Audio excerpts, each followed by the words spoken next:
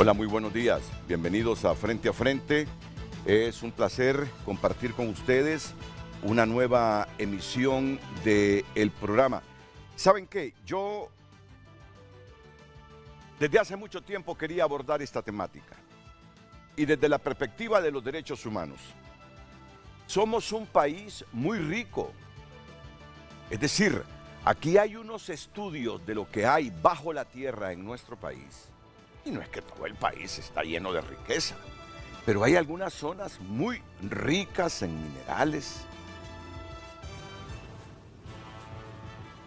Y yo siempre me he preguntado,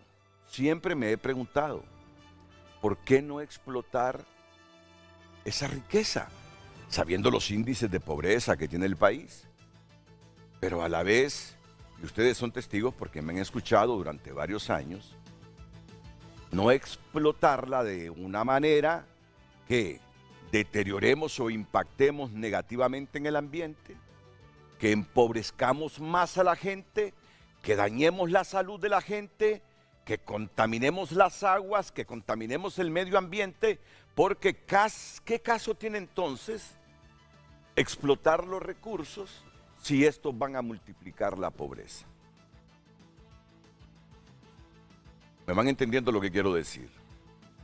Yo sé que quien invierte, quien explota, necesita tener un margen de rentabilidad también. Pero que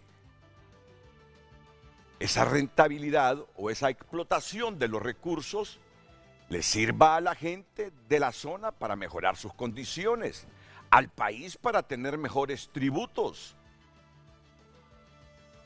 Y no que se exploten los recursos primarios del país y quedemos con un medio ambiente dañado, con aguas contaminadas, con gente enferma, con el país más pobre. Eso no tiene sentido, no tiene sentido. Entonces, esta mañana vamos a analizar casos particulares y la política en general del Estado de Honduras en relación a esta temática, el caso de Juan López y otros ambientalistas. Ya Lucecita Madrid, en cuestión de segundos, les va a dar ahí el titular del programa para que ustedes comiencen a reflexionar y participen y enriquezcan esta temática de hoy en Frente a Frente. Miren ustedes a los panelistas que tendremos esta mañana.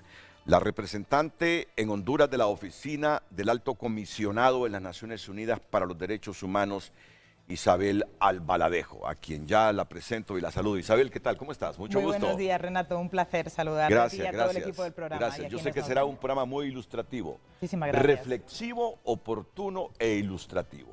Así será. No sé si cuando me escuchaste decir a mí, hace algunos segundos, porque cuando yo estaba presentando el programa, Isabel iba entrando aquí al set de Frente a Frente, el título del programa. ¿Qué mejor te lo explique aquí Lucecita Madrid para que nos vayamos poniendo a tono con la información que hoy queremos trasladar a toda la hondureñidad? Lucecita, bienvenida, buenos días. Muy buenos días, licenciado Renato, nuestra invitada. Televidentes en casa, el tema en pantalla para que usted envíe su opinión. Sus comentarios son muy importantes y estaremos dándole lectura en el transcurso del foro. El desarrollo sostenible de Honduras en el marco de los derechos humanos. Ese es el tema de hoy jueves. Envíe su opinión al 9773-6065 y también puede enviarlo a través de nuestra cuenta en X, Frente a Frente HN, donde tendremos el tema para que usted pueda opinar a través de esta vía también. Frente a Frente presentó el tema del día. También estará con nosotros esta mañana la exfiscal general de Guatemala, Claudia Paz y Paz. Ya la tendremos, ya estará conectada Claudia aquí a Frente, y el relator de la ONU sobre ejecuciones extrajudiciales, Morris Tisbal. Miren ustedes el panel que tenemos hoy jueves 26 de septiembre. Y solo quiero dar unos datos que me parece sumamente interesante para que conozcan ustedes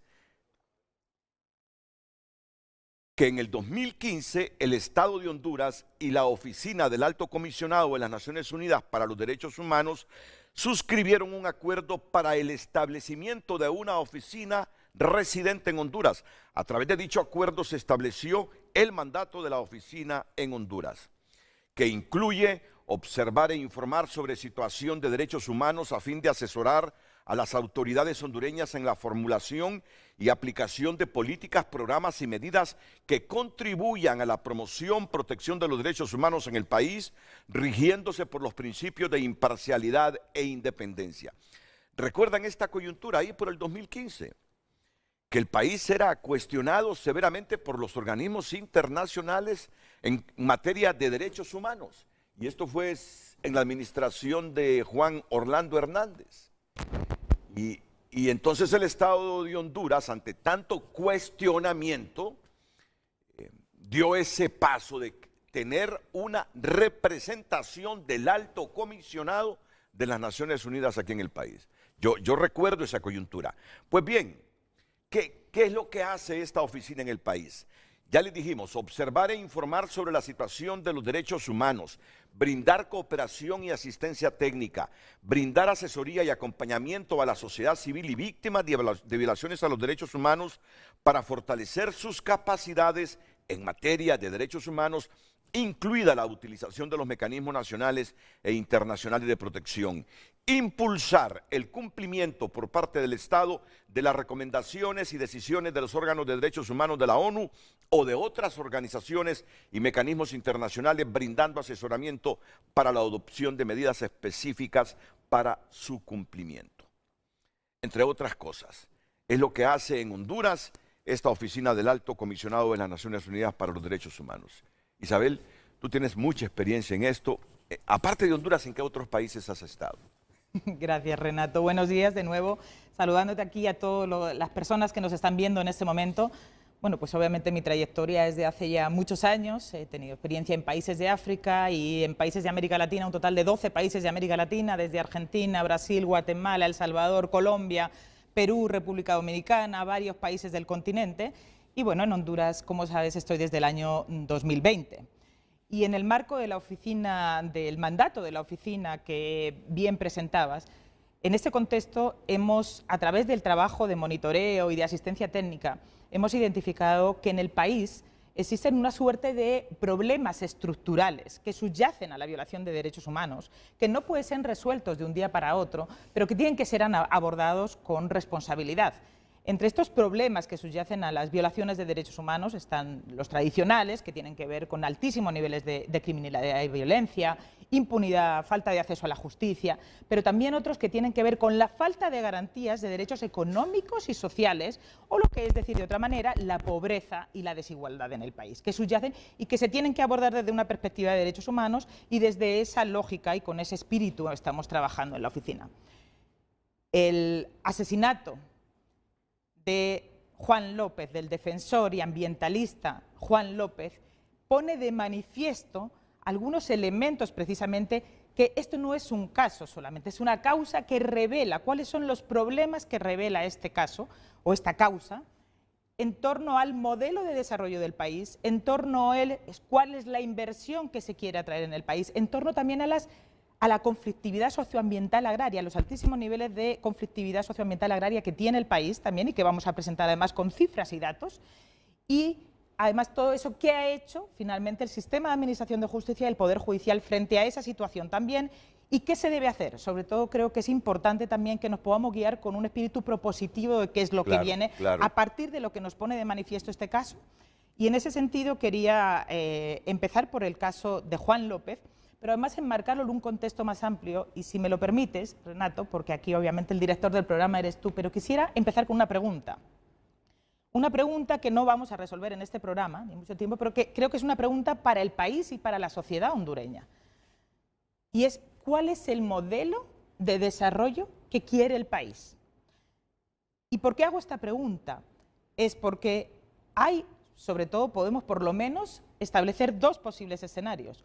Un modelo de desarrollo como el que se ha tenido hasta la fecha, digamos, caracterizado sobre todo por los proyectos extractivos, es decir, lo que se llama un modelo de desarrollo de crecimiento hacia afuera y no hacia adentro, que sobre todo ha priorizado la manufactura de exportación, los proyectos extractivos, sobre todo en el rubro de minería y de electricidad, que además se ha traducido en un costo socioambiental incalculable, también se ha traducido en ataques y agresiones contra personas defensoras de derechos humanos y líderes ambientales, como lo vamos a ver, y que además, lamentablemente, incluso con todo eso, no ha generado niveles de superación de la pobreza y la desigualdad, sino un nivel cercano al 70% de pobreza, como tenemos en este momento. Ese es un escenario que es el que ha caracterizado el modelo de desarrollo, sobre todo, que ha tenido el país. Pero existe también la posibilidad, y esta es la pregunta sobre todo para quienes nos escuchen y para el país, porque finalmente es una pregunta que nadie puede resolver, Renato, ni la comunidad internacional, ni el sistema de Naciones Unidas, ni la oficina que tengo el honor de representar, solamente la sociedad hondureña, a partir de consensos en torno a un pacto social de cuál es el modelo de desarrollo que se quiere, y que un modelo de desarrollo que además genere beneficios para el país, que se traduzcan en una mejora de las condiciones de vida y de la calidad de vida de los hondureños y de las hondureñas. Y estaba explicando cómo ha venido siendo lamentablemente el modelo de desarrollo a la fecha, y lo vamos a ejemplificar a partir del caso de Juan López y otros casos de ambientalistas que de alguna manera fueron asesinados precisamente por defender otro modelo de desarrollo que no fuera a costa de los recursos naturales del país. Y existe en este momento esa otra posibilidad de construir un modelo de desarrollo equitativo, sostenible, inclusivo, donde quepan todos y todas las hondureñas, que genere lo que se llama un modelo de crecimiento inclusivo, no hacia afuera, sino sobre todo que también genere beneficios para el país, que se traduzcan en una mejora de las condiciones de vida y que además esos recursos y esos beneficios se puedan traducir en la garantía de los derechos humanos y en el acceso a los derechos económicos sociales, en el desarrollo en general. Y en ese sentido yo creo que esa es la reflexión, y al final del programa podremos quizá tendremos más elementos para reflexionar, y creo que es una pregunta: ¿cómo se puede generar consensos en torno para un pacto social que establezca un modelo de desarrollo que no se traduzca en mayores niveles de pobreza y desigualdad, de criminalización de personas defensoras, de líderes ambientales y de conflictividad socioambiental? Porque finalmente además ese modelo de desarrollo no atrae a la inversión, no atrae a la inversión responsable. Obviamente también esa es la pregunta: ¿cuál es el tipo de inversión que se quiere? Por supuesto, el país necesita la inversión y se necesita desarrollo, pero tiene que ser una inversión que cumpla con los marcos legales, que esté supervisada y regulada desde el Estado, y sobre todo que tenga además consecuencias frente a cualquier acto de incumplimiento del marco legal nacional e internacional en el que se pueda incurrir. Precisamente, por ejemplo, creo que lamentablemente muchos acuerdos de inversión, Honduras no es la excepción, pero particularmente en Honduras, lo que se han traducido en generar, sobre todo se han permitido generar una suerte, son contratos que se llaman leoninos, perjudiciales para el Estado, porque se establecen una suerte de derechos, además exigibles jurídicamente para las empresas, pero ninguna responsabilidad. Y no solamente eso, sino que además las empresas pueden incluso demandar al Estado ante organismos internacionales, el mecanismo de solución de controversias internacionales, sin que ni el Estado, ni los individuos, ni las comunidades, ni las personas perjudicadas puedan demandar. Es el momento, obviamente, que tiene el país una oportunidad de desarrollar un esquema que permita atraer una inversión que cumpla con los marcos legales, que respete los derechos humanos, el medio ambiente, y que por lo tanto, en lugar de generar más víctimas y defensores ambientales asesinados, y en lugar de traducirse en desigualdad, sobre todo genere equidad, desarrollo sostenible y equitativo. Esa es una pregunta clave, y creo que es el momento de definir un marco regulatorio institucional y también legal que supervise y regule el quehacer de las empresas, porque lo que nos ha puesto de manifiesto, como decía, este asesinato, y querría también ubicarlo en un contexto más amplio de cifras y ataques contra personas defensoras de derechos humanos y ambientalistas, es precisamente ese que está en la base del modelo de desarrollo, sobre todo del extractivismo en los rubros minero y energético. Pues estamos en sintonía. Yo creo que la pregunta que ha formulado frente a frente, te he escuchado con detenimiento, está en sintonía con lo que Isabel Albadalejo ha planteado esta mañana aquí en Frente a Frente. Va a ser interesante. Ya les dije que además de ella como representante en Honduras de la Oficina del Alto Comisionado de las Naciones Unidas para los Derechos Humanos, estará la exfiscal general de Guatemala, Claudia Paz y Paz, y el relator de la ONU sobre ejecuciones extrajudiciales, Morris Tismal. Porque la pregunta de Frente a Frente es: o mejor dicho, la premisa, el juicio, el título del programa, el desarrollo sostenible de Honduras en el marco de los derechos humanos. Somos un país con muchas riquezas, pero el modelo para explotar esas riquezas justamente no nos está generando bienestar, no nos está generando progreso, nos está generando conflictos. Mira los casos mediáticos que hemos tenido en los últimos años, el caso de Berta Cáceres, todo por inversiones. Mira el caso de Juan López, todo por inversiones, o sea, hay una disfuncionalidad ahí. El país necesita inversión, el país necesita generar empleos, el país necesita generar riquezas, pero desafortunadamente ese modelo algo le está faltando, que lo que nos deja es multiplicación de la pobreza, daños al medio ambiente, no nos deja riqueza y complicaciones en cuanto a los derechos humanos. Entonces me parece que tienes toda la razón. Un ajuste y determinar como Estado qué modelo extractivista es el que necesitamos para generarle bienestar a la gente y al Estado de Honduras en general es fundamental. Me parece que es un planteamiento que nos va a dejar mucha ilustración esta mañana y muchas reflexiones. Pero primero la pausa, luego nos vamos a poner de pie para que tú expliques mejor y de manera pedagógica toda esa información que la Oficina del Alto Comisionado de las Naciones Unidas para los Derechos Humanos nos tiene reservada aquí desde Frente a Frente. Atentos. Damos lectura a su opinión a través de nuestra cuenta en X. Edgardo Mejía escribe: en otros países los recursos naturales son estatales y pertenecen a todo el pueblo. Aquí los recursos naturales se han concesionado a empresas privadas en cuartos oscuros donde solo brilla el pago bajo la mesa sin el consentimiento del soberano. Las ganancias nunca llegan a Honduras. Roberto Díaz: Honduras no tiene un desarrollo sostenible. Cuando existe un desarrollo sostenible, todo el mundo o la mayoría tiene acceso a un trabajo digno, una atención de salud aceptable y una educación de calidad. Los gobiernos se preocupan por las próximas elecciones y no por el pueblo. Son algunos de los mensajes a través de X. Continúe enviando su opinión. Yo creo que así estamos en mejor posición para explicar mejor y con gráficas aquí todo esto relacionado a la temática que ya les hemos anunciado. Ataques contra personas defensoras de derechos humanos y periodistas entre el 2021 y 2023. Comencemos por aquí. Muchísimas gracias. Realmente en esta gráfica hemos tratado de reflejar en términos numéricos, lamentablemente, porque detrás de cada uno de estos números hay vidas y familias humanas y comunidades enteras damnificadas, los últimos del año del 1 de enero del 2021 al 31 de diciembre de 2023. La oficina, a partir de ese mandato de monitoreo y observación de la situación de derechos humanos, registró en este periodo un total de 1.056 ataques contra personas defensoras de derechos humanos, incluyendo líderes ambientales, y también contra periodistas y contra comunicadores sociales. De ese total de 1.056 víctimas, 762 son justamente defensores y defensoras de derechos humanos y ambientalistas, y el otro 294 son periodistas, comunicadores sociales, trabajadores y trabajadoras, sobre todo en términos de la libertad de expresión.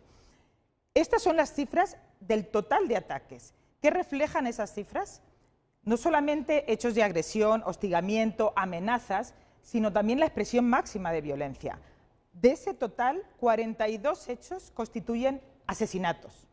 Pero además tenemos que tener en cuenta que asesinatos solamente, efectivamente, son estos, pero todo ese total, 1.000 víctimas en el país que han sufrido toda una suerte de agresiones, de ataques, de amenazas, que además se han traducido en muchos casos incluso en desplazamiento y en migración. Y la pregunta es, ¿por qué estos ataques? En este momento Honduras es considerado, según las últimas cifras, el país de, sobre todo per cápita, donde más personas defensoras de derechos humanos y del ambiente mueren asesinadas. Y la pregunta que hay que hacerse es ¿por qué eso ocurre? Efectivamente es un país que se ha caracterizado por tener recursos naturales, pero la forma en la que han sido manejados y explotados durante todos los años anteriores esos recursos naturales se han traducido en una altísima conflictividad socioambiental agraria, y ahora lo vamos a ver con un mapa que refleja dónde están ubicados los principales conflictos en torno a la tierra, al territorio y al acceso de los recursos naturales. Si pasamos, por favor, a la siguiente gráfica. Por favor, ¿nos están viendo?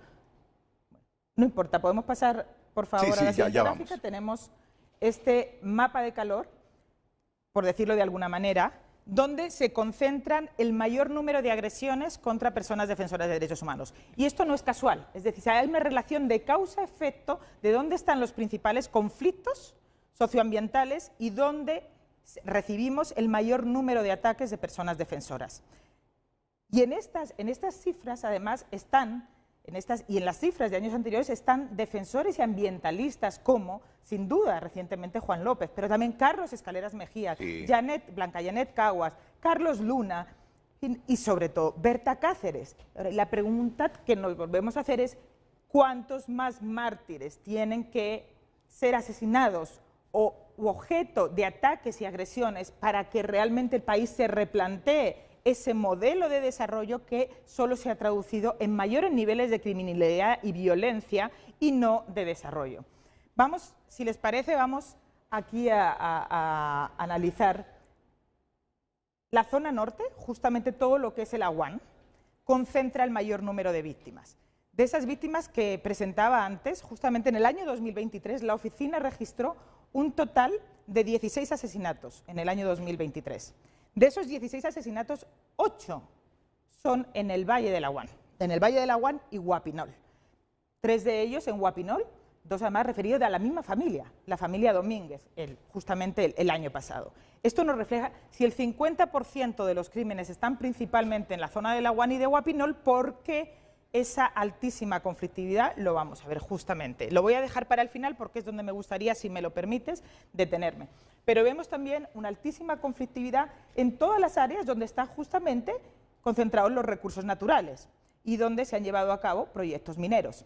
Según cifras de Ingeomin, hasta el año 2022 se habían aprobado en el país en todos los años precedentes un total de 366 derechos mineros. 366 concesiones mineras. Y esto pone de manifiesto un patrón sistemático que me gustaría ejemplificar, porque lo vemos justamente a lo largo y ancho de todo el territorio nacional.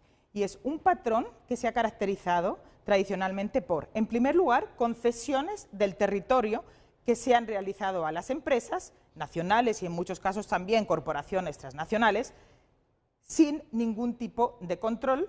Se han traducido esas concesiones y que ha permitido la instalación de proyectos, sobre todo, como decía, en los rubros minero y energético, sin consulta a las comunidades afectadas, es decir, sin garantizar el derecho a la consulta previa, libre e informada de pueblos indígenas y afrondureños, pero sin ningún tipo de participación o consulta. Pero tenemos marco jurídico para hacer esas consultas. ¿Qué pasa?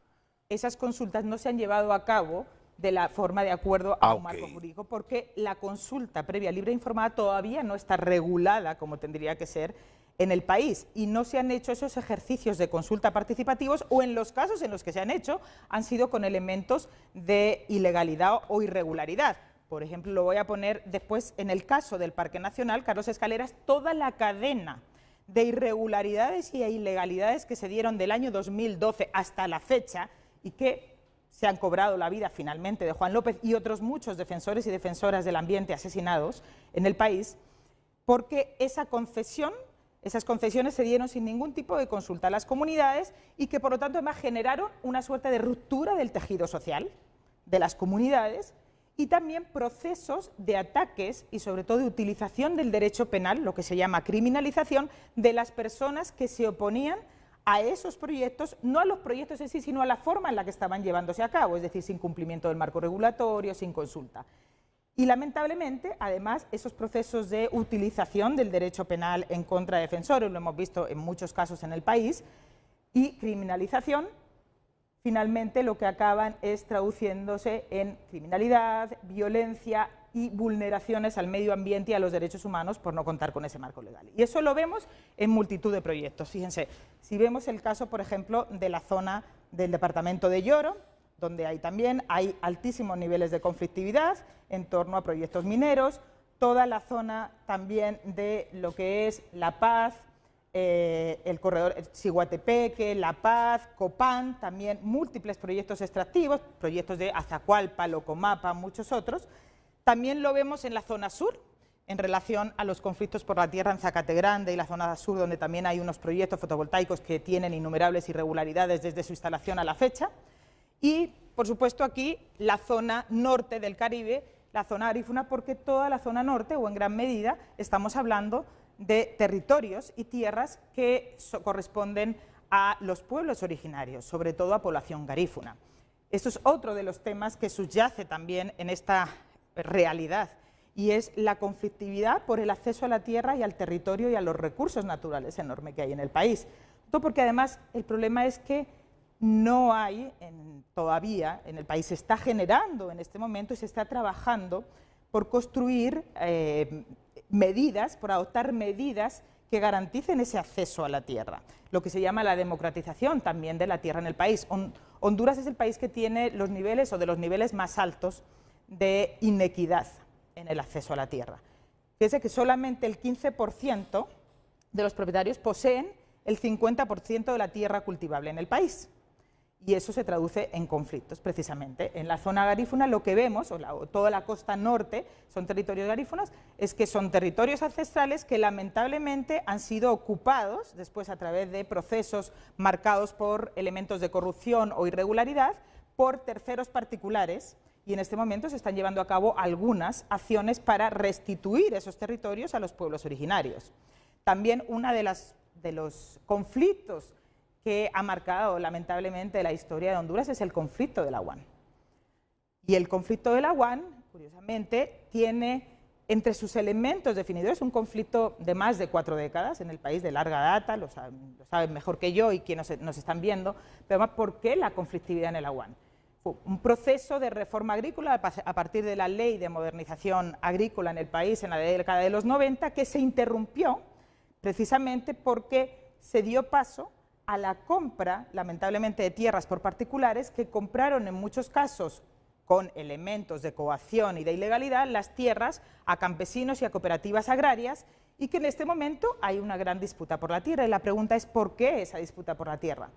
Y es porque ese acceso inequitativo a la tierra que se ha dado en el país tradicionalmente, pero además porque hay una heredad, hay tradicional incapacidad de las instituciones para dirimir esa conflictividad sobre la tierra que hay, y que lo que se traduce lamentablemente son en estos ataques contra quienes defienden ese uso sostenible de la tierra y los recursos naturales. Pero sabes que han habido momentos en que el Estado ha avalado la compra de tierras a campesinos de esta zona hasta por 600 millones de lempiras para que las vuelvan a tener y producir tierras que ya estaban produciendo.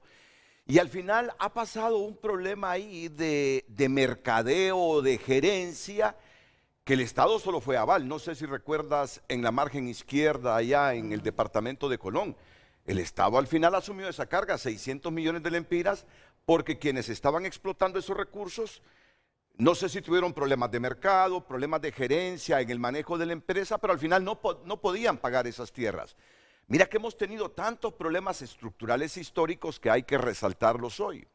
Bueno, tenemos algunas propuestas también que me gustaría plantear después, algunas propuestas de cómo avanzar en esa dirección, sobre todo de generar seguridad jurídica en torno a la tierra, que garantice el derecho y el acceso equitativo a la misma, pero también permita la atracción de una inversión sostenible que se traduzca en mejores condiciones. A eso vamos. Me gustaría que recapitularas, Isabel. ¿Por qué todo termina en conflictividad social? Tú nos anticipabas hace algunos minutos, ustedes, los hondureños, necesitan un modelo diferente porque son un país rico. La gente quiere acceso a la tierra, al territorio, a los recursos. ¿Por qué hay inversiones que siempre terminan en esta conflictividad social?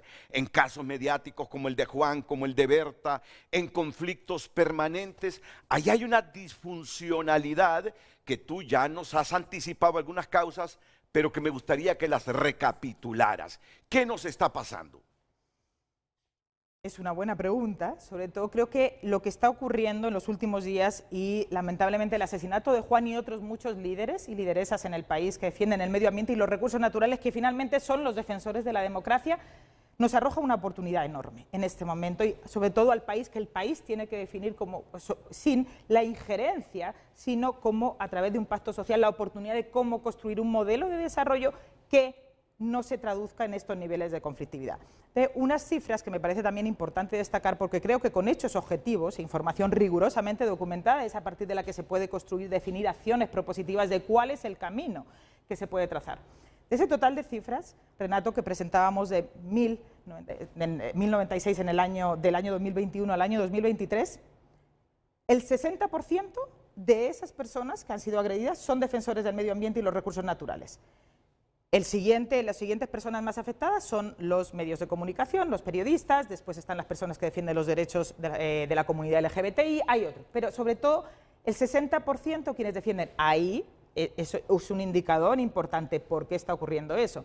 Y otro elemento, 1 de cada 4 personas que fueron atacadas y agredidas son pueblos indígenas, están en pueblos indígenas y afrohondureños, es decir, son los más afectados en el país precisamente por esa conflictividad.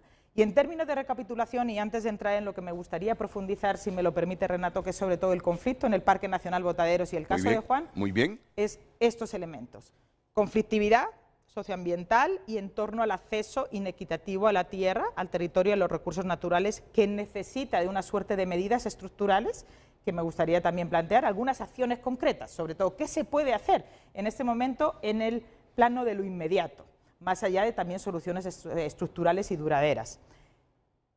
Y esa conflictividad, los ataques a personas defensoras y la necesidad de regular el desempeño y la actividad empresarial a partir, sobre todo, de la exigencia de responsabilidades, también no solamente de derechos, incluyendo el pago de impuestos, porque cuando lo decíamos al principio, Honduras es el país de América Latina, y lo hemos podido revisar, donde menos se exige el pago de impuestos a las empresas. Las empresas tienen que pagar impuestos. Yo no conozco ningún país donde se hagan, por ejemplo. Mire, por ejemplo, el caso de Chile, también por salirnos un poquito del contexto hondureño. El Producto Interno Bruto de Chile, el 51% del Producto Interno Bruto de Chile es debido al sector minero. Entonces, Chile, como tantos otros países, necesita justamente de la industria extractiva. Pero ¿cómo se está llevando y desarrollando esa industria extractiva?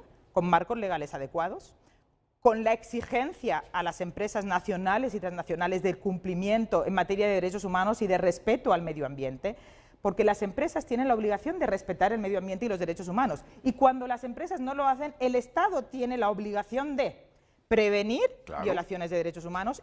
En caso de que esa prevención no resulte efectiva, investigar esas violaciones y esos hechos, sancionar adecuadamente y reparar a las víctimas. Y esas son las obligaciones que tiene el Estado. El Estado tiene, es lo que en Derecho Internacional llamamos una responsabilidad objetiva, no directa, sobre el quehacer de las empresas. Cuando las empresas incumplen, el Estado tiene que regular y controlar, y es lo que lamentablemente por décadas, en los últimos años, no ha estado ocurriendo en el país.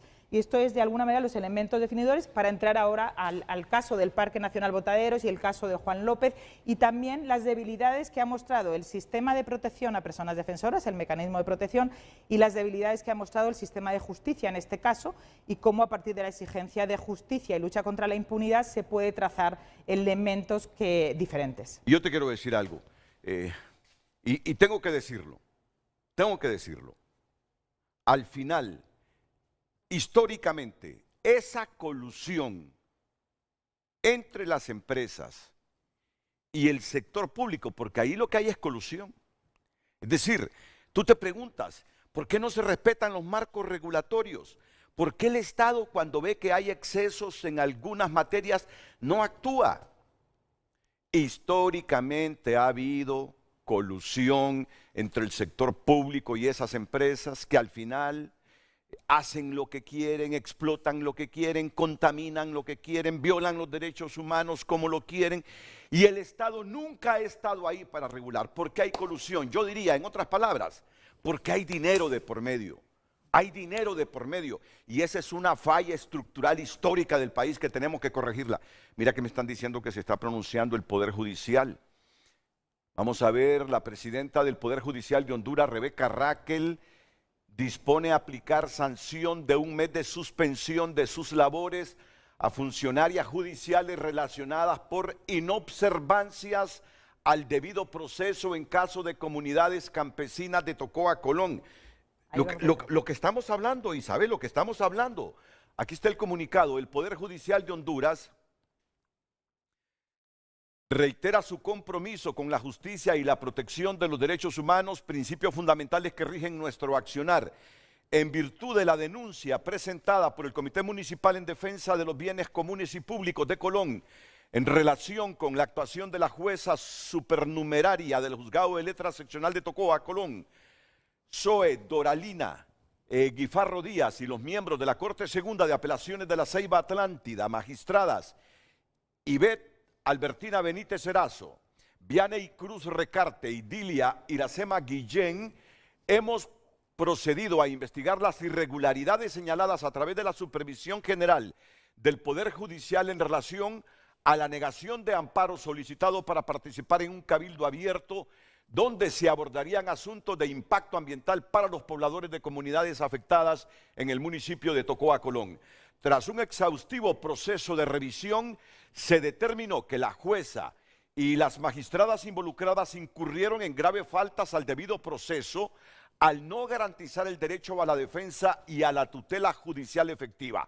Estos actos, que constituyen una vulneración a los derechos fundamentales de las comunidades campesinas supuestamente afectadas por el proyecto termoeléctrico de inversiones Ecotec S.A. de CB, son inaceptables y contravienen las exigencias de la Constitución de la República y las normativas internacionales en materia de derechos humanos, así como de la Ley de Organización y Atribución de los Tribunales.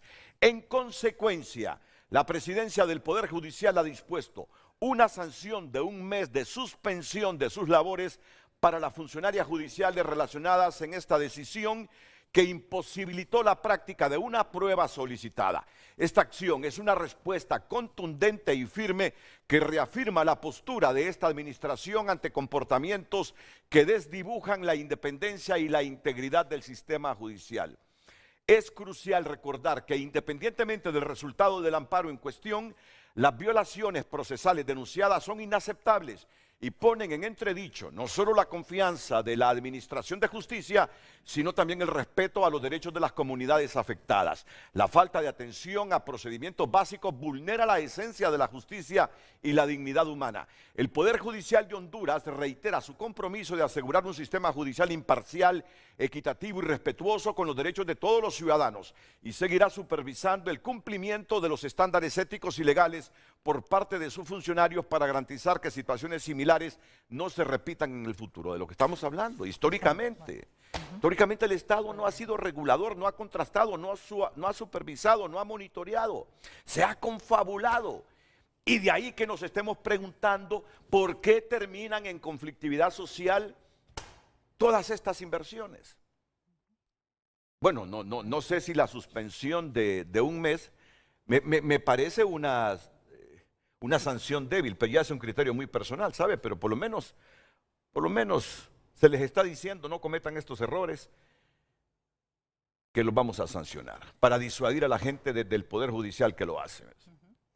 Justamente, yo creo que esto es importante porque marca, y lo que se está haciendo, sobre todo en estos últimos días, puede marcar un antes y un después en la historia en términos de cómo el sistema de justicia puede abordar a partir de la investigación exhaustiva y pronta y urgente y a partir de una sanción adecuada también estos problemas históricos.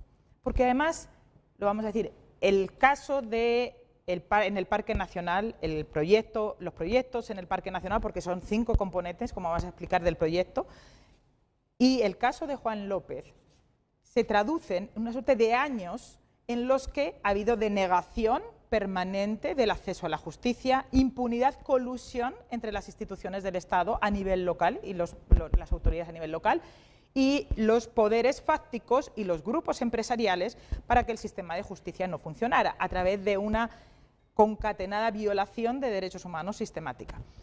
Hace 2 días el Ministerio Público presentaba un requerimiento fiscal contra empresarios, entre ellos Lenir Pérez y Ana Facusé, dueños de la empresa, dueños del grupo ENCO.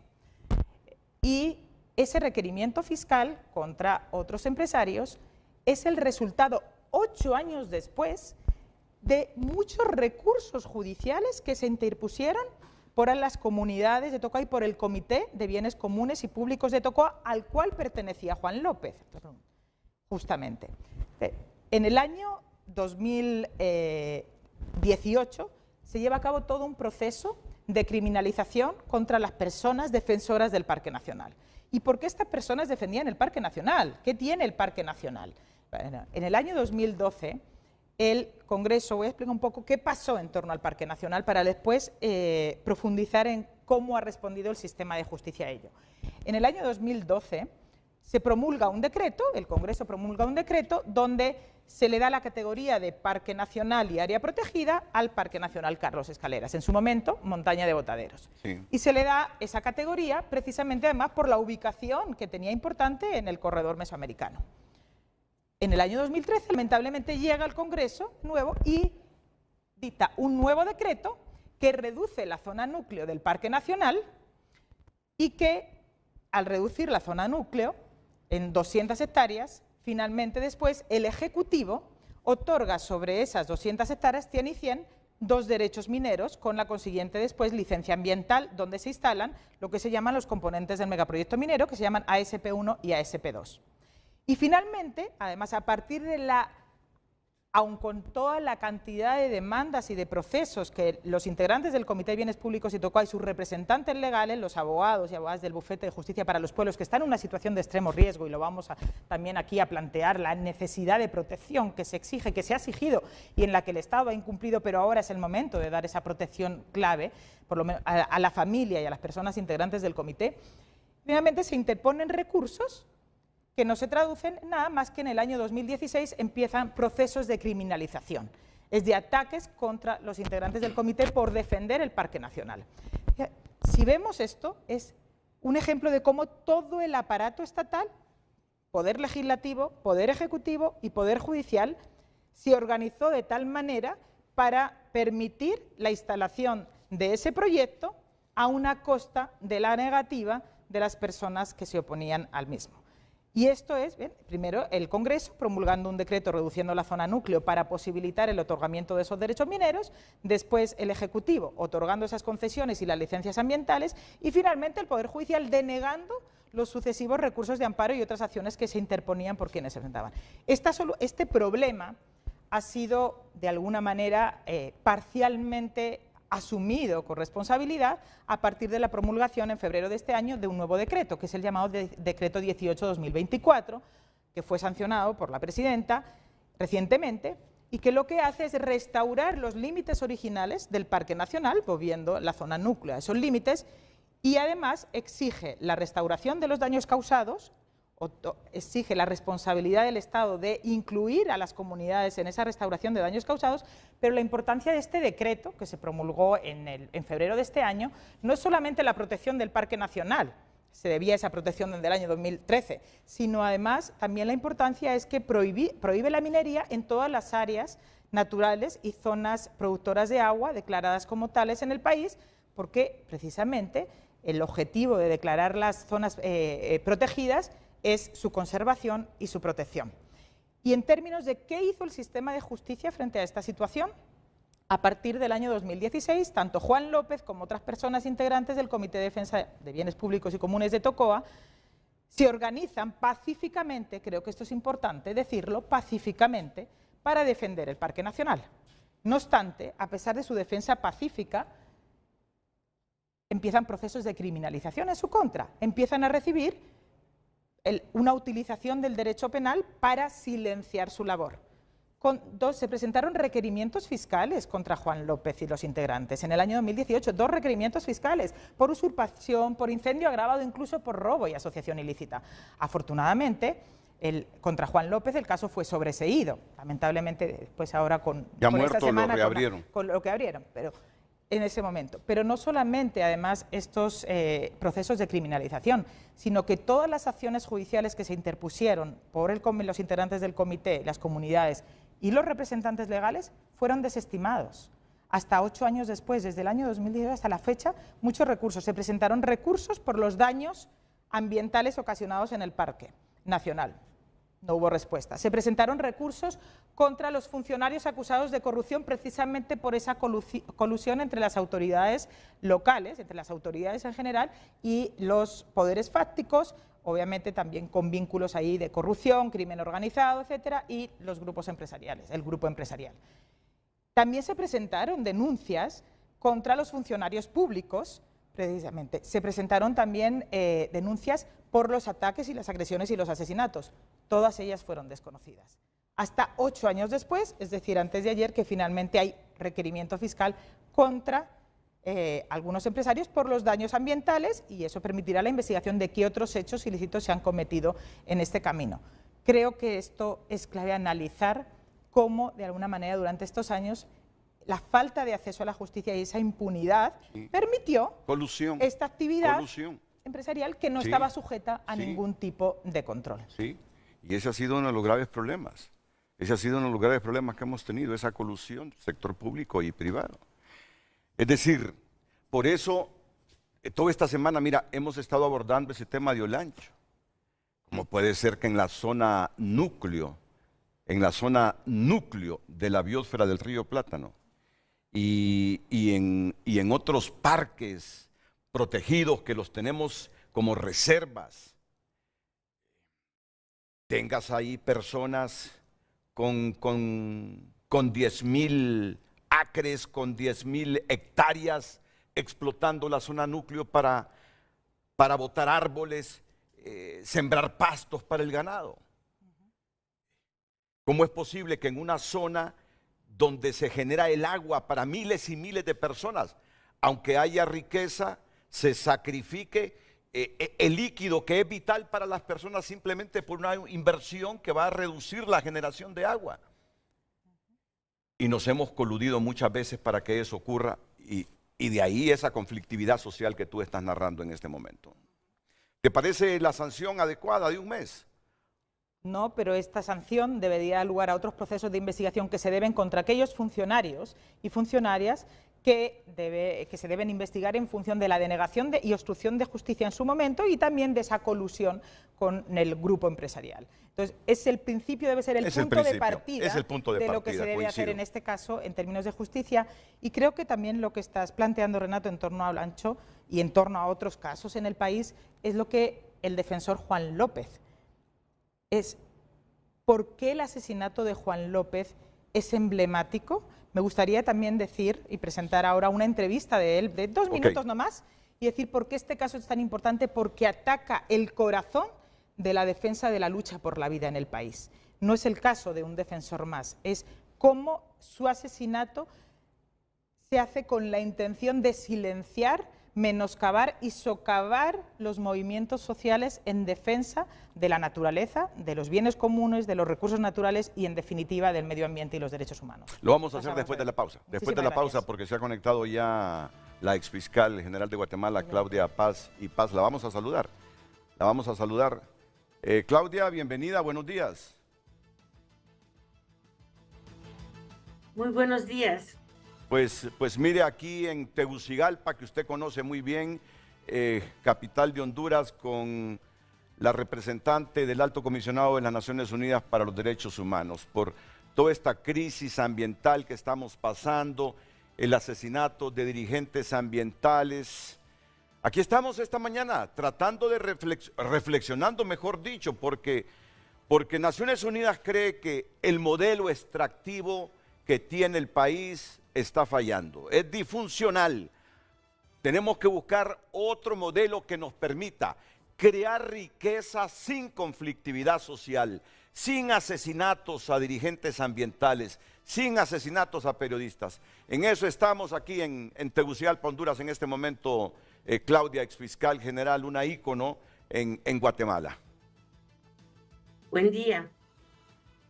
Qué grato que esté con nosotros. Ya vamos a hacerle algunas preguntas directas después de la pausa comercial. Solo la saludamos. Aquí tengo a Isabel, no sé si le quiere saludar. Sí, buenos días, querida Claudia, un placer saludarte. Muy buen día, Isabel. Una alegría verte. Atentos porque venimos siempre con Isabel y también con la exfiscal de Guatemala.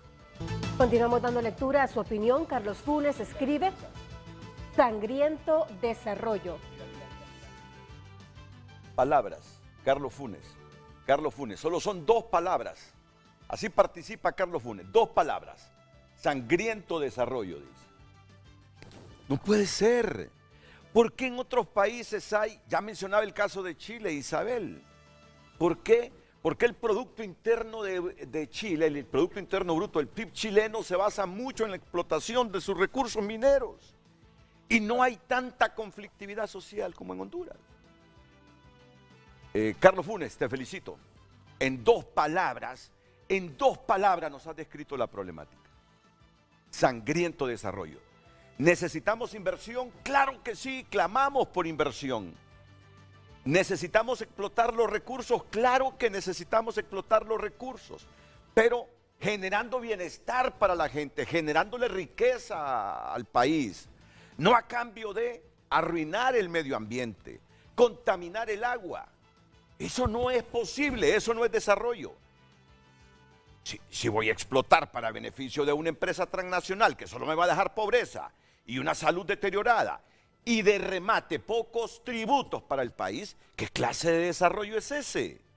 Y de remate quedan en el camino dirigentes, defensores ambientales muertos, ¿qué clase de desarrollo es eso?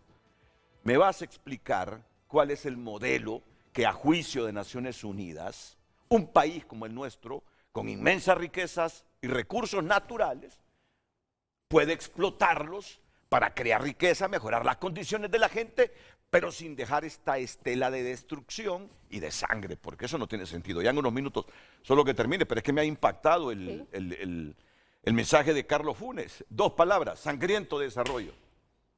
Ismael Ochoa también nos ha enviado su opinión. Desarrollo sostenible en un país subdesarrollado centroamericano es estarle cuidando el patio trasero a los países desarrollados con el sacrificio de los habitantes, conviviendo actualmente en lo económico y social. Josué Díaz, el compromiso con los derechos humanos también incluye la reforma del sistema de justicia, combatiendo la impunidad y fortaleciendo el Estado de Derecho. Alejandro García Ramírez, la agricultura sostenible en Honduras puede ser una herramienta clave para combatir la pobreza y asegurar el derecho a la alimentación, al tiempo que protege el medio ambiente y promueve prácticas agrícolas regenerativas. Ahí es donde la presidenta puso su mirada en el campo. Algunas de las opiniones a través de X. Continúe enviando sus comentarios. Que no se nos olvide, recapitular. Ya que tú dices, ese modelo extractivo que tenemos aquí en Honduras no solo nos genera conflictividad social, sino que nos daña la salud, nos daña el medio ambiente. ¿En qué modelo extractivista debemos pensar? Porque tú no estás contra la inversión, ¿no? ¿Cómo podrías estar contra la inversión? No estás contra la inversión, pero una inversión en otros términos, sin que en el camino queden dirigentes ambientales muertos y que quede el medio ambiente dañado y el Estado sin recibir los recursos económicos inherentes a lo que explotan y a la riqueza que generan quienes invierten en esas zonas cuando se trata, por ejemplo, de minería. ¿Estamos? ¿Coincidimos? Coincidimos. Muy bien. Adelante. Vamos a escuchar a Claudia y después seguimos. Primero a Juan López. ¿Esta fue la última entrevista que dio Juan López? Esta justamente la que vamos a proyectar es la última entrevista que dio a nuestra oficina, apenas unas semanas antes de que fuera asesinado. Y quiero también decir, justamente unos días antes de ser asesinado, en el marco de la comunicación cercana que teníamos con él, como con tantos otros defensores, pero particularmente con Juan y con los integrantes del Comité de Bienes Públicos y Comunes de Tocoa y con sus representantes legales, el Bufete de Justicia para los Pueblos, teníamos una comunicación muy cercana por la extrema situación de riesgo que tenían y que siguen teniendo. Porque a Juan ha sido asesinado, pero el resto de los integrantes tienen una situación de riesgo que ahora se está abordando desde el Mecanismo de Protección y la Secretaría de Derechos Humanos, y para lo que también me gustaría después mencionar algunas acciones concretas que deben ser tomadas con carácter de urgencia. En virtud de esta situación de riesgo que él enfrentaba, la oficina mantenía una comunicación cercana con él precisamente para apoyar en términos del acceso a la justicia y sobre todo en procura de esa cancelación y desmantelamiento de esos proyectos mineros que estaban operando en el Parque Nacional con ese costo medioambiental incalculable y con esa contaminación de las fuentes de agua. Y les vamos a proyectar entonces esta entrevista que se hizo en el marco de un documental sobre extractivismo que estamos proyectando en el país. ¿En qué fecha, productor? 10 de diciembre de 2023. Esto fue el año pasado. Por favor. Justicia ya estaba organizándose una suerte como digo, de eventos que pasaban por el reconocimiento de la labor de defensores, también por la subida al Parque Nacional para hacer la apropiación por parte de la comunidad de ese bien público ya a partir de un decreto ley, de una ley que le da esa categoría y que tiene que ser restituido a la comunidad y obviamente restaurado a partir de los daños que se le han causado. Y estaba organizando todas estas actividades en conmemoración del asesinato de Carlos Escaleras Mejías, cuando él resulta asesinato por defender el Parque Nacional que lleva el nombre de otro líder asesinado. Sí. Y el otro elemento que me gustaría destacar es justamente lo que menciona del proceso de criminalización, de la cantidad de personas que en relación a este proyecto minero han tenido que enfrentar amenazas, agresiones e incluso privación de su libertad, como fue el caso de él. Su caso fue sobreseído, el caso de Juan finalmente, a pesar de lo que ha ocurrido ahora, pero 8 defensores, los llamados defensores de Guapinol, permanecieron 914 días privados de su libertad por defender el país y defender los bienes comunes, a pesar de que fueron detenidos en un proceso de criminalización, pero a pesar de múltiples pronunciamientos de índole internacional. El grupo de trabajo de la ONU sobre detenciones ilegales y arbitrarias dijo que esa detención era ilegal y que los defensores tenían que ser puestos en libertad, y los funcionarios públicos que habían denegado la justicia y habían criminalizado tienen que ser investigados. Eso es una tarea pendiente, esa investigación. Esos procesos de criminalización, 914 días. Uno de los defensores de Guapinol, en su momento, cuando a su familia y a él le preguntamos qué es lo que quería conocer a su hija. Su hija había nacido mientras él estaba privado de su libertad por defender un país y un legado para las generaciones futuras que proteja y promueva los recursos naturales y el medio ambiente. Porque esto es parte también de lo que hay que destacar. Esto no puede volver a ocurrir. ¿Cuáles son las garantías de no repetición que en este momento se tienen que asumir en el país? Las garantías en términos de protección. Juan no fue protegido. Y esto pone de manifiesto, no voy a quitarle el tiempo a Claudia, que va a intervenir, lo podemos ver después, también las debilidades que ha enfrentado históricamente el Mecanismo Nacional de Protección para cumplir con su mandato, por un tema de también la falta de corresponsabilidad de las instituciones que lo conforman y la falta de presupuesto y de capacidad operativa adecuada que debe tener y que debe ser propiciada al más alto nivel político e institucional. Pero si te parece, lo dejamos esto para después de la intervención de Claudia, para no quitarle tiempo, porque sé que está conectada desde... Sí, Claudia Paz y Paz, fiscal general de Guatemala. Claudia, nuestro país, Guatemala tiene muchas cosas comunes a nosotros. Nuestros países necesitan inversión. Yo sé que Guatemala no tiene los problemas de electricidad porque ahí han tenido un modelo que les ha resultado, a no ser que tú tengas alguna reserva sobre ese modelo, pero no tienen los problemas eléctricos que tenemos nosotros. Inversiones para generación de electricidad con recursos hídricos que también nos han dejado muertos. El caso de Berta Cáceres. Dirigentes que han luchado para que en zonas de reserva no se instalen empresas para extracción de hierro y que también han quedado tendidos. Entonces, aquí la gran pregunta, Claudia, la gran pregunta. ¿Cómo ser países atractivos a la inversión? Porque necesitamos que se generen empleo. Necesitamos más tributos, generar riqueza y luego distribuir esa riqueza a través de buenas carreteras, buenos hospitales, buenos colegios, buenas escuelas, que le dé bienestar a la gente. Pero sin ese manto de sangre que algunas inversiones nos dejan. ¿Qué le hace falta a estos países para ser atractivos al capital, pero con sostenibilidad, sin la tragedia que esto nos deja acá en Honduras? Claudia, la escuchamos con suma atención. Adelante, gracias por estar esta mañana con Frente a Frente de Canal 5 de Televicentro en Tegucigalpa, capital de Honduras, y con la grata compañía de Isabel Albaladejo. Sí, la pregunta que me haces, el comentario que hacías de Guatemala, creo que estamos enfrentando problemas regionales. En Guatemala, triste, desafortunadamente, también los defensores de la tierra y el territorio han sido asesinados, han sido perseguidos. También contamos en otro tipo, pero por ejemplo hidroeléctricas, por ejemplo, también el cultivo de palma africana, y quienes defienden la tierra, quienes defienden el territorio, son quienes lamentablemente sufren la criminalización o sufren los asesinatos. Considero que sí, hay otras opciones, otras alternativas, muchísimo más sostenibles que las industrias extractivas, que en este caso, concretamente, pues dañan no solo los bosques, el agua, contaminan los ríos y provocan un daño a las comunidades alrededor, que es un daño gravísimo. Entonces, considero que es muy importante que exista una regulación adecuada. Digamos, todo se puede, pero en legalidad, y todo se puede respetando de una forma integral el medio ambiente, el agua. Y esto lamentablemente, como ya ha venido explicando Isabel, no ocurrió en este caso. Y decirte que agradezco mucho la invitación porque el asesinato de Juan López es un asesinato que nos ha conmovido, es un asesinato gravísimo, tanto por lo que explicaba Isabel hace un momento. Él estaba defendiendo justamente el Parque Nacional Carlos Escaleras y estaba preparando la conmemoración de otro defensor que fue asesinado por defender ese territorio.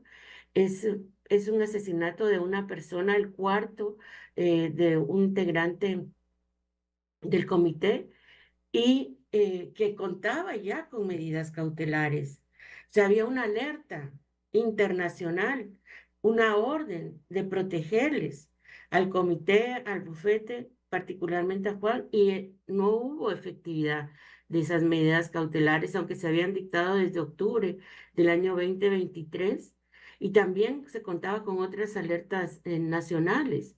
Y la reflexión es justamente como explicaba Isabel, ¿por qué fallamos? ¿Por qué falló el Estado concretamente? ¿Por qué no hizo lo que debería hacer para protegerle cuando existía un deber reforzado de protección? Porque se trata de un defensor de la tierra y el territorio, porque la comisión había ordenado esa protección y porque lamentablemente, como tú decías, ocurrió también en el caso de Berta, que contaba con protección internacional, no se cumplió con ese deber de protección y lamentablemente también fue asesinado. Y yo no sé, pero Claudia, Isabel, aquí nos encontramos. Yo tuve aquí a la ministra de Derechos Humanos recientemente y la respuesta sobre este caso de que falló el mecanismo de protección es que Juan López rechazó las medidas de protección. Y aquí relató la ministra de Derechos Humanos. ¿De qué me sirve a mí andar protegido si el resto de gente como yo que luchamos no va a tener esta misma protección? Ese fue el argumento que dio aquí la funcionaria, la ministra de Derechos Humanos. No sé si encuentras asidero, tú que hablaste muchas veces con Juan López, ¿es el pensamiento de Juan López o es una manera de evadir la responsabilidad del Estado a través del mecanismo de protección?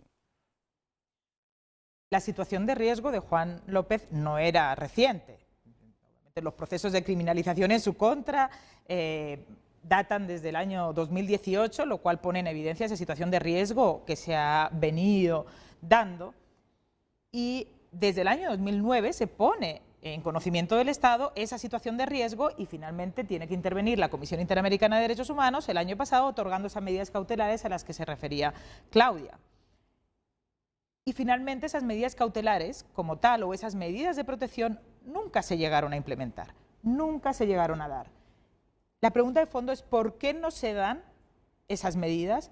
Y es porque el Sistema Nacional de Protección de Personas Defensoras, Periodistas y Operadores Judiciales, porque ese es el nombre completo, tiene una serie de problemas históricos que me gustaría mencionar porque este mecanismo se crea a partir de una ley en el año 2015. Honduras es uno de los pocos países, en la región que tiene un mecanismo de protección a personas defensoras de derechos humanos. Pero es un mecanismo que no ha sido eficiente y lamentablemente no ha permitido dar una respuesta a la situación de riesgo que tenemos, a esas cifras que presentaba antes, es decir, 1.096 agresiones entre 2021 y 2023 contra personas defensoras que, uno, no han sido investigadas por el sistema de administración de justicia, pero además frente a personas a las que no se les ha brindado una protección adecuada.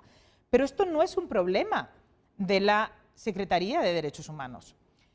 El Mecanismo Nacional de Protección está compuesto por varias instituciones. Son desde la Secretaría de Seguridad, del Ministerio Público, toda una serie de instituciones. En virtud del trabajo que la oficina ha hecho de asistencia técnica, se hizo un diagnóstico que permitió identificar cuáles son los principales problemas que tiene el mecanismo. Uno, la falta de corresponsabilidad de las instituciones que lo conforman.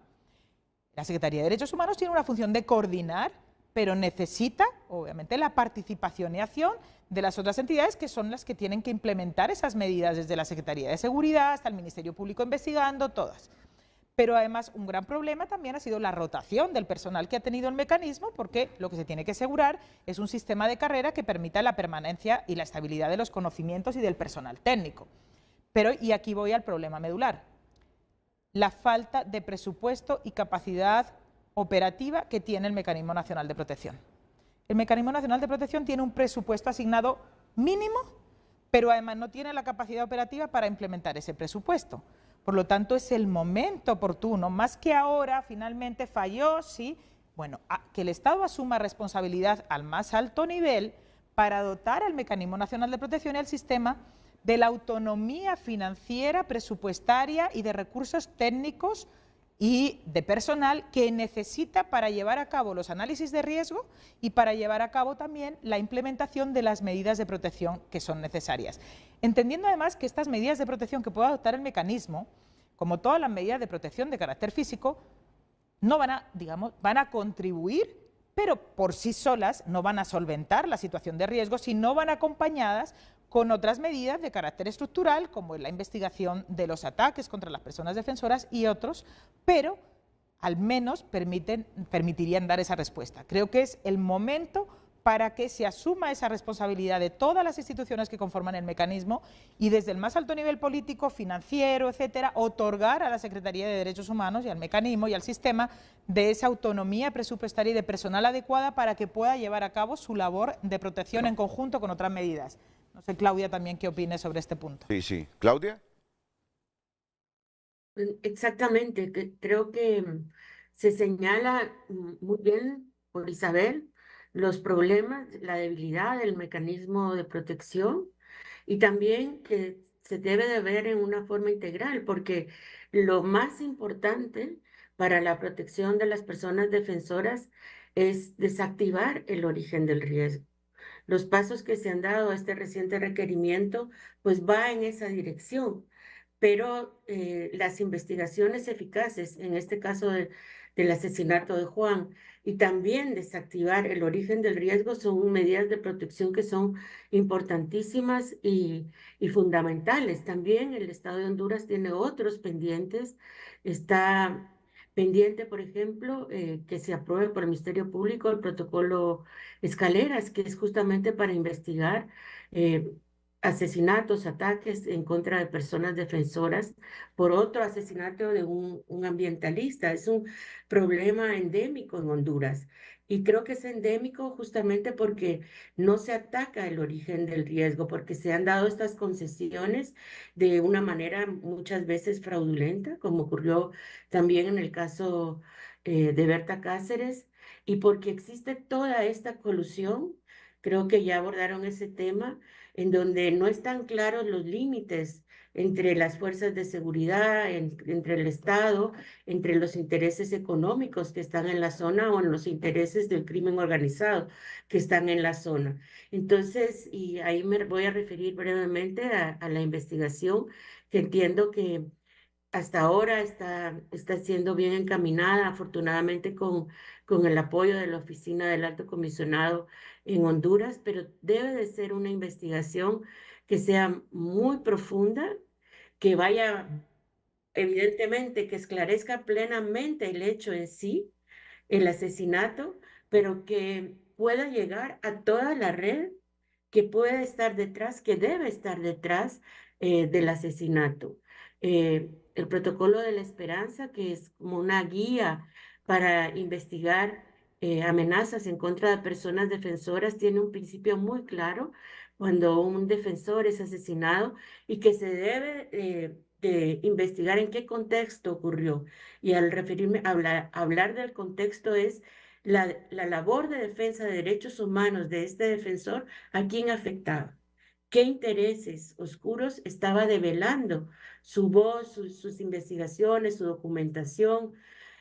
sus manifestaciones, sus reclamos, a quién afectaban, porque muy probablemente quienes resultaran afectados son probablemente o autoridades o empresarios que se están beneficiando arbitraria o legalmente, en este caso de la explotación de la montaña del Parque Carlos Escalera. Sí, muchas gracias, Claudia. Solo espéreme unos minutitos porque tengo que ir a una pausa comercial. Yo aquí tengo, diría que dudas, porque mira, primero viene el mecanismo y se pronuncia que Juan dice rechazó las medidas de protección.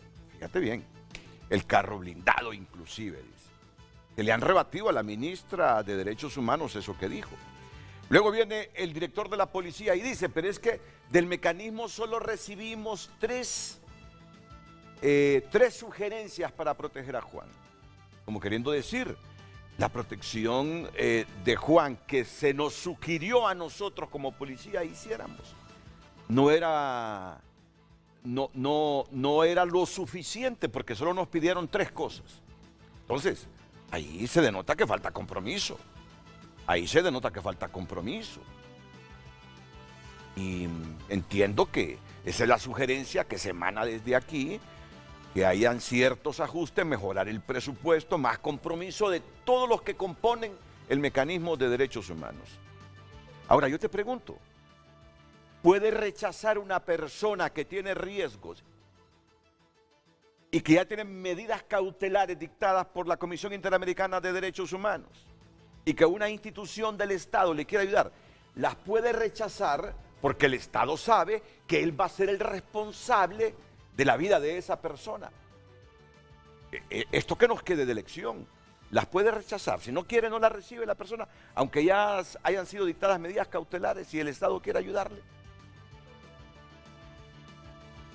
Sí, me lo he preguntado. ¿Qué piensa la oficina del Alto Comisionado sobre eso?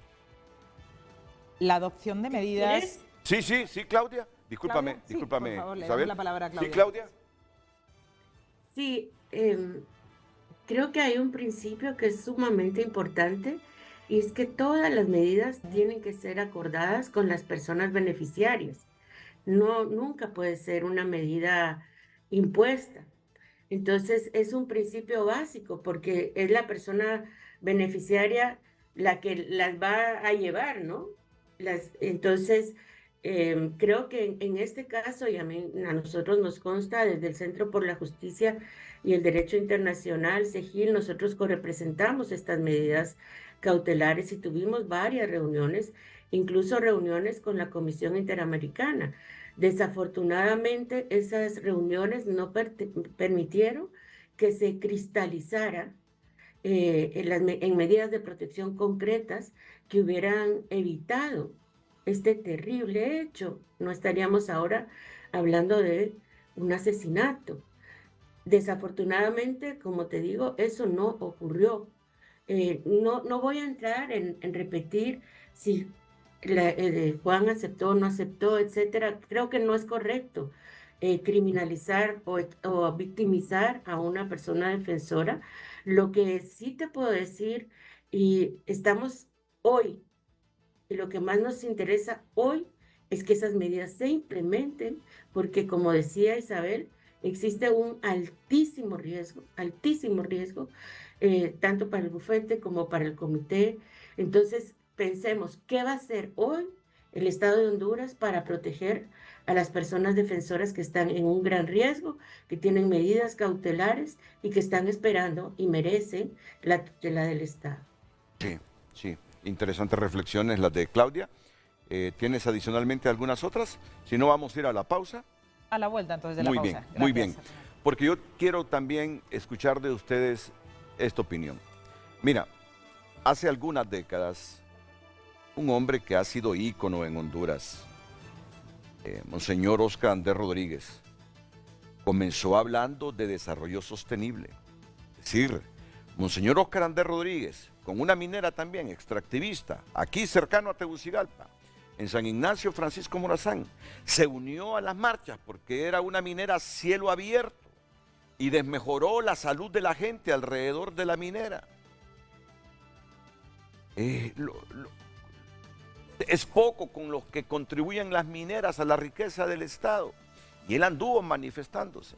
Y mucho antes de eso, inclusive, habló de desarrollo sostenible, porque es consciente que el país necesita inversiones, pero sin dejarnos esa estela de muertos, de conflictividad social y de daños al medio ambiente. Entonces eso no es desarrollo. ¿Qué clase de desarrollo puede ser eso?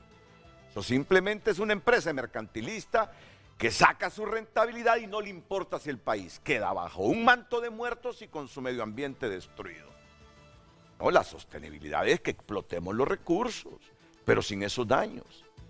Yo no sé si en Chile hay este debate, pero yo que monitoreo los medios de Chile y a sabienda de lo que le deja la extracción minera al PIB chileno, no veo que los diarios de Chile me saquen muertos a cada rato de dirigentes ambientales. Entonces, ¿cuál es la opción? Tú me dices, cambiemos de modelo. ¿A qué modelo debemos llegar? Y aquí le voy a pedir la opinión también a Claudia Paz. ¿A qué tipo de modelo deben llegar países como Honduras y Guatemala, que estamos sentados bajo riquezas, pero no queremos un extractivismo que en vez de riqueza nos deje más pobres, con la salud precaria y sobre todo con buenos hondureños muertos? Eso no tiene sentido, ese desarrollo no tiene sentido. Entonces, ¿cuál es el desarrollo que tiene sentido? Y tú ya creo que lo has mencionado en el fondo. Creo que lo has mencionado. Que el Estado se comprometa más a regular. Que el Estado monitoree más. Que el Estado no se coluda con los intereses empresariales que en algunos casos no les importa si dejan daño ambiental o dejan muertos. Seguimos reflexionando. Este es un momento histórico para reflexionar con la representante de la Oficina del Alto Comisionado de las Naciones Unidas para los Derechos Humanos en Honduras, Isabel Albaladejo, y con la exfiscal general de Guatemala, Claudia Paz y Paz. Atentos. Lectura su opinión. Oscar Cantarero escribe: el problema no está en los derechos humanos, viene desde las cabezas que nos gobiernan, porque ellos ejercen una autoridad y ellos han tomado la autoridad y hacen lo que ellos quieren, a su manera. Aquí en nuestro país no hay derechos y no hay leyes, todos son vendidos, escribe Oscar. Fabiola: es necesario equilibrar el desarrollo económico con la protección ambiental y con amplia participación de las comunidades. Se requiere una agricultura sustentable y una arquitectura sustentable, porque Honduras tiene una sociedad de riesgo que se ve constantemente afectada. Leonel George: todo es corrupción, ningún proyecto minero considera la vida. Las condiciones y derechos del pueblo Pinares Ecotec nunca han considerado los derechos humanos. Ejecutivo y alcaldía coludidos han impuesto con violencia. Soy del Comité Municipal de Bienes Comunes y Públicos de Tocoa. Son algunos de los mensajes que hemos recibido a través de X. Continúe enviando su opinión. Estamos llegando ya a la recta final del programa y se tiene que ir Claudia Paz y Paz porque tiene compromisos. Ella es exfiscal general de Guatemala, pero en este momento está en Costa Rica, para que no haya confusión. Ahí está en Costa Rica. Reflexiones finales, Claudia, sobre todo esto que nos pasa en materia ambiental y las violaciones a los derechos humanos y la muerte de estos connotados dirigentes ambientales. Mira, ayer nos llamó el hijo de Carlos Luna, César Luna, uno de los primeros dirigentes ambientales que lo mataron en el departamento de Olancho, siempre por lo que defendía Juan López. Y nos llamó su hijo, César Luna, porque quiere irse del país porque está amenazado. Uno de los autores de la muerte de su padre, que esto ya se fue más de una década, anda libre, dice. Hay orden de captura, pero no lo capturan y anda libre. Y él en este momento está tomando la decisión de buscar asilo. ¿Te imaginas? No podemos seguir así, no podemos seguir así. El hijo de Carlos Luna, uno de los íconos en materia ambiental, de los líderes que fue muerto justamente por su lucha.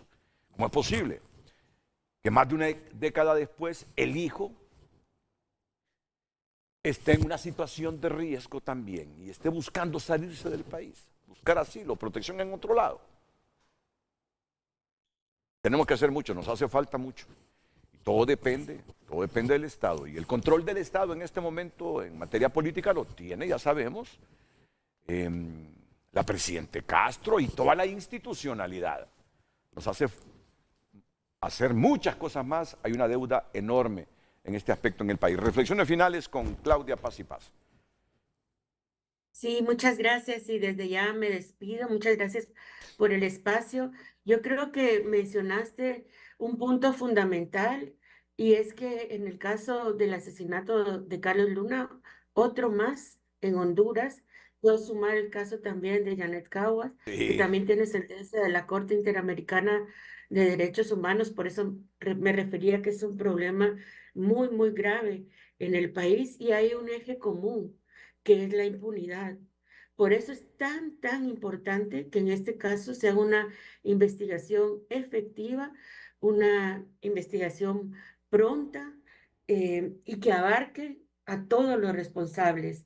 En el caso del asesinato de Berta todavía queda pendiente la investigación de los autores intelectuales del hecho. Creo que la mejor forma de prevenir que estos hechos continúen ocurriendo en el país es que se investigue a fondo y se esclarezcan plenamente estas graves violaciones a los derechos humanos.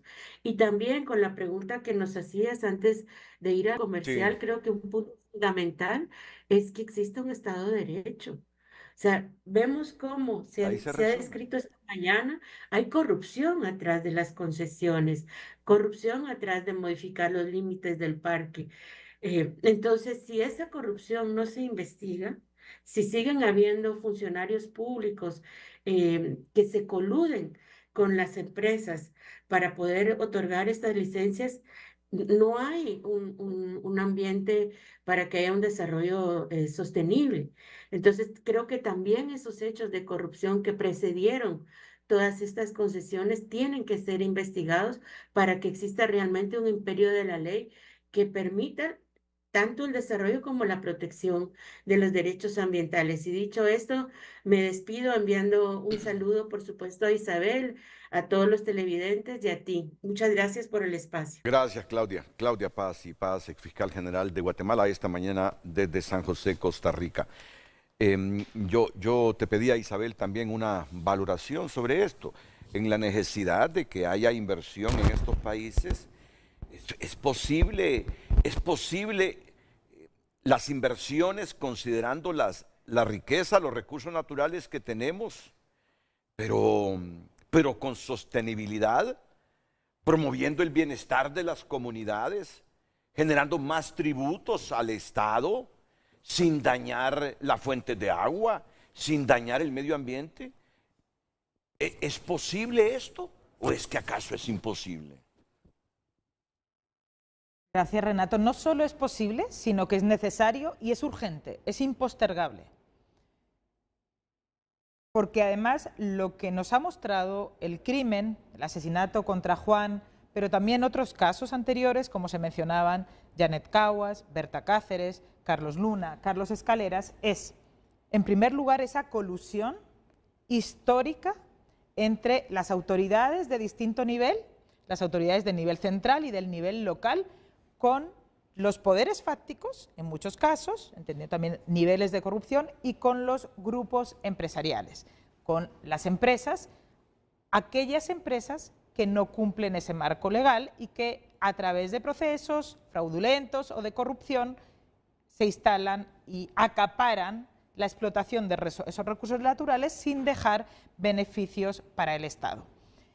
Y coincido plenamente con lo que decía Claudia sobre la importancia en este momento de que esto nos pone ahora, o pone al país, en esa obligación de asumir qué se va a hacer ahora frente a esta situación. Lo primero que tiene es la investigación adecuada de este hecho, exhaustiva, que también permita identificar las responsabilidades intelectuales en el hecho, como en otros casos donde las responsabilidades intelectuales no se han investigado. Sí. En este momento, y lo tengo que decir también, gracias a la apertura actualmente de las autoridades para el apoyo técnico de la oficina viene brindando asistencia técnica al Ministerio Público en estos últimos días para llevar a cabo esta investigación, por supuesto, en respeto pleno a la independencia de los poderes del Estado, pero en asistencia técnica, legal, asesoría, para que se pueda investigar. Hay un equipo de fiscales que no son de Tocoa, porque un reclamo más que justo y legítimo de los familiares y los representantes legales y del comité de Tocoa, en Tocoa, de que este crimen no se podía investigar por las autoridades judiciales que han estado permanentemente en Tocoa, porque las autoridades, y sobre todo el sistema de justicia a nivel local, ha mostrado su falta de independencia e imparcialidad. ¿Cómo ha mostrado su falta de independencia e imparcialidad? No investigando adecuadamente todos los hechos de los que eran objeto de ataques, de asesinatos, de daños ambientales históricamente. Como decía antes y lo vuelvo a mencionar, todo el aparato estatal en su momento se confabuló, primero el Congreso otorgando un decreto legislativo reduciendo los límites del Parque Nacional, después el Ejecutivo otorgando licencias sin control alguno y concesiones, y finalmente el aparato de justicia sin investigar estos hechos y sin dar una respuesta, sino negando, una denegación recurrente de la justicia frente a quienes estaban defendiendo el parque. Entonces, esta es la situación en la que tenemos en este momento. Y la pregunta es, ¿qué intereses estaba afectando Juan o qué intereses se estaban afectando a partir de la defensa del Parque Nacional? Y aquí es importante también mirar más allá. Aquí no se trata de que el proceso de investigación acabe capturando solamente a quien apretó el gatillo, porque finalmente este crimen tiene un elemento importante de sicariato, y quien apretó el gatillo, finalmente lo importante es quién está detrás y qué intereses se estaban afectando en términos de los responsables intelectuales, quién no solamente dio la orden, sino quién estaba afectando. Y aquí es importante también recuperar la figura de quién era Juan, y todos esos intereses se estaban afectando, intereses económicos muy poderosos, no solamente de sector privado, empresas, sino también de autoridades del Estado en contubernio, por decirlo de alguna manera, o en colusión con esos grupos empresariales. Por supuesto, la investigación tiene que darse incluyendo quiénes están detrás, quiénes son los dueños de la empresa, del grupo ENCO, donde se instaló la empresa minera ASP1, ASP2 y la planta peletizadora y la termoeléctrica. Esos componentes, la planta peletizadora, estamos hablando de la primera mina peletizadora de Centroamérica y las ganancias que podría generar, y volviendo al tema de desarrollo, se hablaba de una proyección de 150 millones de dólares anuales que esa planta peletizadora podría generar, y la pregunta es cuánto de eso se tenía proyectado que realmente se tradujera en beneficio del país, y no solamente, volviendo al tema del modelo de desarrollo, beneficio para unos pocos en detrimento y a costa de muchos, claro, o beneficios para generar equidad en el país y condiciones de vida digna. Y esos intereses, Juan López dijo, en más de una ocasión, denunció al alcalde de Tocoa, Adán Funes, por lo que él dijo, por presuntos, y hay que hablar de presuntos, vínculos con el narcotráfico a partir del vídeo que se difundió. Y pidió su dimisión. Eso es un tema que hay que investigar. También la investigación de los intereses económicos de los dueños de la empresa, del grupo ENCO, que se verían afectados precisamente sus ganancias o sus beneficios en función de la labor que estaba haciendo Juan.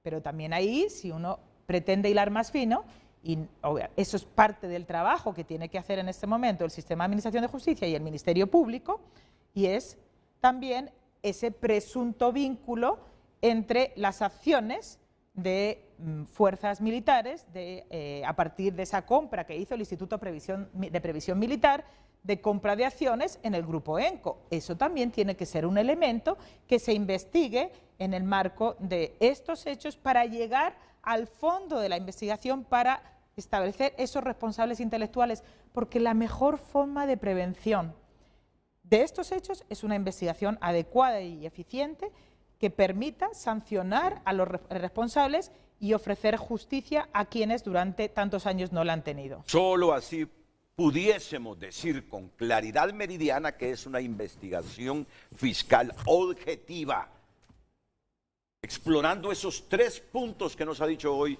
la representante en Honduras de la Oficina del Alto Comisionado de las Naciones Unidas para los Derechos Humanos. Nos ha dicho 3 factores fundamentales.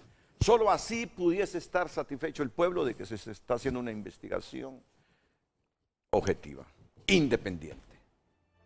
Vamos a la pausa porque me dice la producción que está al teléfono la ministra de Derechos Humanos que quiere intervenir ya brevemente porque nos faltan solo 9 minutos y 2 pausas comerciales. Y me gustaría terminar, Renato, si me lo permites, antes o después de la ministra, cuando lo consideres, sobre un plan de acción concreto, una propuesta que tenemos para plantear sobre cómo, a partir de lo que ha ocurrido, acciones concretas que se tienen que poner en marcha en las próximas semanas o meses para que crímenes como este no vuelvan a suceder, y otras más de índole estructural de cara a esa pregunta de cuál es el modelo de desarrollo. No sé si ahora o después. No, después. Vive el abogado Víctor Fernández y me dice: ha hecho falta que el Estado y gobierno hondureño se tome en serio un modelo de protección a los defensores de derechos humanos.